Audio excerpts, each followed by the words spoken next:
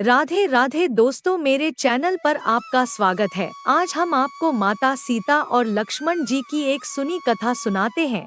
पसंद आए तो लाइक, शेयर और सब्सक्राइब जरूर करें। रावण का वध करने के बाद भगवान राम लंका से माता सीता के साथ अयोध्या लौट रहे थे।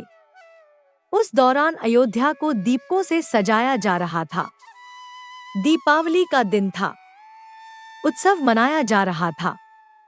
उसी वक्त सीता माता को यह याद आया कि वनवास जाने से पूर्व मां सरयू से वादा किया था कि अगर पुनः अपने पति और देवर के साथ सकुशल अयोध्या वापस आऊंगी तो आपकी विधिवत रूप से पूजा अर्चना करूंगी। यह सोचकर सीता माता लक्ष्मण को साथ लेकर रात्रि में सरयू नदी के तट पर पहुंच गई। उन्होंने सरयू की पूजा करने के लिए अपने देवर लक्ष्मण से जल लाने के लिए कहा। लक्ष्मण जी जल लाने के लिए घड़ा लेकर सरयू नदी में उतर गए। वे जल भर ही रहे थे कि तभी अचानक सरयू नदी के भीतर से अघासुर नाम का एक राक्षस निकला, जो लक्ष्मण जी को निगलने के लिए आगे बढ़ा। लेकिन तभी भगवती सीता ने यह दृश्य देखा और उन्होंने लक्ष्मण को बचाने के लिए अघासुर के निगलने से पहले स्वयं लक्ष्मण को निगल गई। लक्ष्मण को निगलते ही सीता और लक्ष्मण का शरीर जल के समान एक तत्व में बदल गया। यह अद्भुत दृश्य हनुमान जी देख रहे थे, जो एक पेड़ के पीछे छिपे हुए थे। उन्होंने सीता और लक्ष्मण का जलरूपी सम्मिश्रण शरीर एक घड़े में भर लिया और भगवान श्री राम के सम्मुख उपस्थित होकर सारी घटना सुनाई।